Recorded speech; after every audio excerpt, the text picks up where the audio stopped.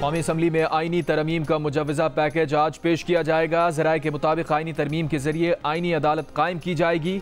आइन के article 63A में भी तरमीम की जाएगी। कौमी असम्बली का इजलास आज दिन 11:30 बजे और सेनेट का इजलास आज शाम 4 बजे तलब।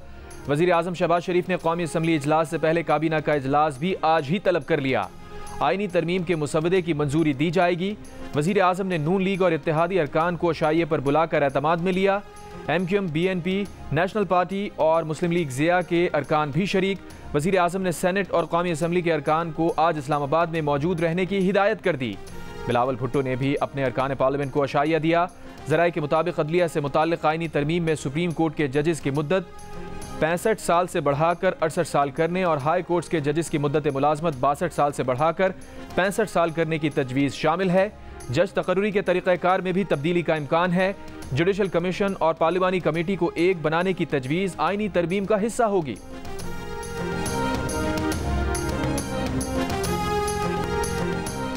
आईनी तरमीम की मंजूरी और अदम मंजूरी के दरमियान JUI सरबराह फैसला कुन किरदार बन गए। बिलावल भुट्टो और मोहसिन नकवी की रात गए फजलुर रहमान से तवील मुलाकात। आईनी तरमीम से मुताल्लिक़ मुशावरत।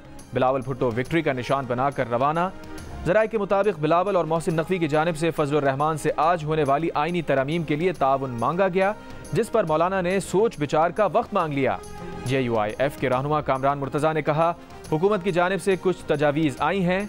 तजावीज़ पर पार्टी की शूरा और मजलिस आमला के अरकान से भी मुशावरत की जाएगी।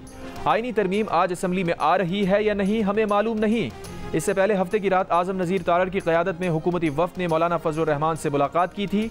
मौलाना फजलुर रहमान ने हुकूमती वफ़द आईनी तरमीम के लिए अपनी तजावीज़ पेश की थी, जिसके बाद आज़म नज़ीर तारड़ ने वज़ीर दाखिला मोहसिन नकवी वज़ीर आज़म से मिले, मौलाना से बातचीत की, तफसीलात बताएं। हुकूमती वफ़द के बाद PTI वफ़द ने मौलाना फजलुर रहमान से मुलाकात की।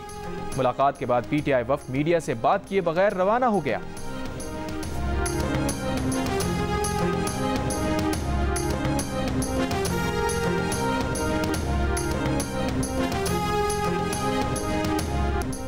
सिंध के सरकारी महकमों में 1 जुलाई के बाद भर्ती होने वाले मुलाजमीन को रिटायरमेंट पर पेंशन और ग्रेजुएटी नहीं मिलेगी। सिंध काबीना ने डिफाइंड कंट्रीब्यूशन पेंशन स्कीम 2024 के निफाज की मंजूरी दे दी। पेंशन और ग्रेजुएटी के बजाय सरकारी मुलाजिम हुकूमत की दी गई रकम वसूल करने का हकदार होगा। सिंध काबीना इजलास में बर्थ सर्टिफिकेट की फीस खत्म करने की भी मंजूरी। कारुंझर जाबलो पट्टी को महफूज विरसा करार देने और 25 लाख एकड़ जमीन रखने वाले हारियों को बेनजीर हारी कार्ड देने की भी मंजूरी।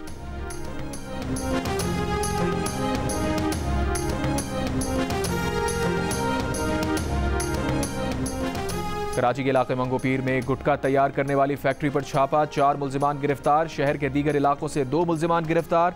फायरिंग और चाकू हमले में 2 बच्चों और पुलिस एहलकार समेत 5 अफराद जख्मी।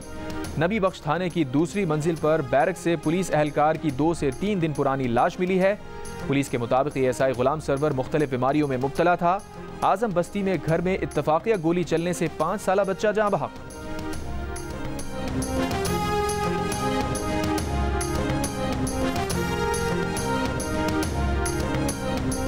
लाहौर के इलाके इस्लामपुरा में मुकाबला, पुलिस एहलकार अरशद जाँ बहक, मुल्जिमान फरार। पुलिस के मुताबिक मशकूक मोटरसाइकिल सवारों को रुकने का इशारा किया तो उन्होंने फायरिंग कर दी। भारतीय शहर आगरा में मुसलसल 3 रोज की बारिश से ताजमहल की छत टपकने लगी। मशहूर तारीखी ताजमहल के मरकजी मकबरे की छत से पानी रिसने लगा। ताजमहल से मुल्हिका बाग में भी बारिश का पानी जमा हो गया। ताजमहल की देखभाल करने वाले सरकारी इदारे के मुताबिक मकबरे की मरम्मत, बाग से पानी निकालने का काम बारिश रुकते ही शुरू किया जाएगा। गजा में इसराइली फौज के हमले, मजीद 20 फलस्तीनी शहीद। गजा शहर के पनाहगुज़ीन स्कूल पर फजाई हमले में 2 बच्चों समेत 5 फलस्तीनी शहीद। अक़वाम मुत्तहिदा की पोलियो वैक्सीनेशन मुहिम का पहला मरहला मुकम्मल। गजा के 5,60,000 बच्चों की वैक्सीनेशन की गई।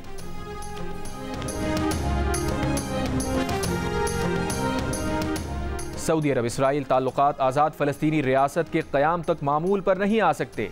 सऊदी इंटेलिजेंस के साबिक़ सरबराह शहजादा तुर्की अल फैसल का थिंक टैंक चैथम हाउस में इजहार ख्याल। कहा, सऊदीया का मौक़िफ़ रहा है कि हम फ़लस्तीनियों के लिए बात नहीं करेंगे, उन्हें खुद करनी होगी। 7 अक्टूबर से पहले सऊदी मुमलिकत ने फ़लस्तीनी वफ़द को भी मदऊ किया था।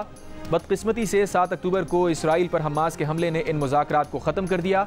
फ़लस्तीनी रियासत का क़याम न सिर्फ सऊदी अरब बल्कि बाकी मुस्लिम दुनिया के साथ भी इसराइल के ताल्लुकात के लिए अहम है। इसराइल में वज़ीर आज़म नेतन्याहू हुकूमत के खिलाफ बड़ा मुजाहरा। तल अबीब में हज़ारों अफराद की इसराइली हुकूमत के खिलाफ रैली। मुजाहिरीन का गजा से यरगमाली रिहा कराने का मुतालबा। सदर मुमलिकत आसिफ अली जरदारी का आलमी यौम जमहूरियत पर पैगाम। कहा, यौम जमहूरियत का आलमी उन्वान मसनूई जहानत की मदद से बेहतर तर्ज हुक्मरानी का फ़रोग़ है। मसनूई जहानत शफाफियत, एहतसाब, इंतज़ाम आमा की कारकर्दगी बेहतर बनाने में मददगार हो सकती है। पार्लियामेंट का किरदार जमहूरियत के तहफ़्फ़ुज़, अवामी मसाइल के हल, जामिया पॉलिसी बनाने में कलीदी हैसियत रखता है। वज़ीर आज़म शहबाज शरीफ ने पैगाम में कहा, हुकूमत का आइनी इक़्तिदार की पासदारी, जमहूरियत, इंसानी हुकूक के तहफ़्फ़ुज़ का अज़म गैर मुतज़लज़ल है। मुनसिफ़ाना, मसावी और जामे आलमी माशरे के क़याम की कोशिशों का अज़्म करते हैं।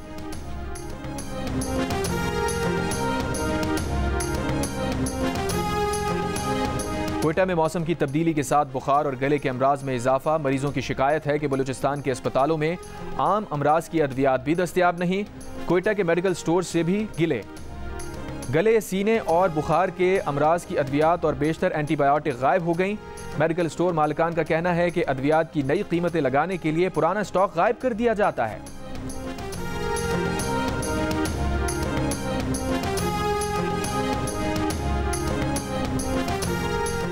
ईरान ने अपना रिसर्च सैटेलाइट खला में भेज दिया। सैटेलाइट से सिग्नल्स मौसूल होना शुरू हो गए। ईरानी मीडिया के मुताबिक ईरानी साख्ता रॉकेट के जरिए 60 किलो वजनी चमरान-1 सैटेलाइट खला में रवाना किया गया। इसका मकसद बुलंदी पर हार्डवेयर और सॉफ्टवेयर सिस्टम की टेस्टिंग करना है। ईरान रवां बरस जनवरी में भी 3 सैटेलाइट खला में भेज चुका है। अमेरिका ईरान की सैटेलाइट लॉन्चिंग को अक़वाम मुत्तहिदा सलामती कौंसिल करारदाद की खिलाफ वर्जी करार दे चुका है।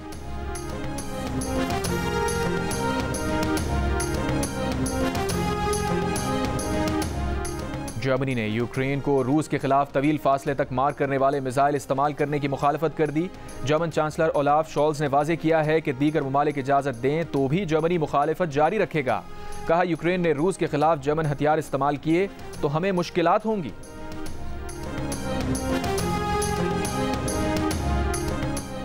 मिस्र में 2 ट्रेनों में तसादुम, 2 अफराद हलाक, 29 जख्मी। रेस्क्यू कार्रवाइयां जारी।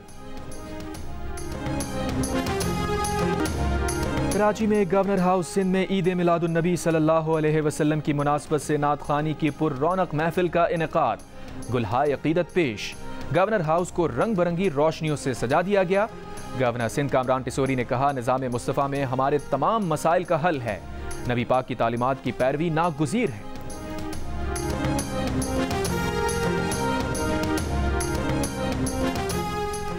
चैंपियंस कप वनडे टूर्नामेंट में पैंथर्स ने डॉल्फिन्स को 50 रन से शिकस्त दे दी। पैंथर्स ने उस्मान खान की सेंचुरी की बदौलत 328 रन स्कोर किए। डॉल्फिन्स की टीम 278 रन बना सकी। मोहम्मद हसनैन ने 5 खिलाड़ियों को आउट किया। मैच जियो सुपर से बराह रास्त नशर किया गया।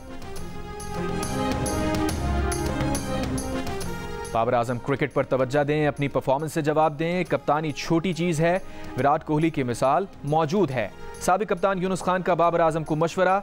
कहा, chairman PCB Mohsin Naqvi cricket बेहतर करना चाहते हैं लेकिन उनके आसपास वाले उन्हें अच्छे मशवरे नहीं देते। पीसीबी को अपनी अहमियत का अंदाज़ा नहीं। एक फल वाले को भी मालूम है पाकिस्तान टीम का कप्तान किसको होना चाहिए, नहीं मालूम तो पीसीबी को नहीं पता।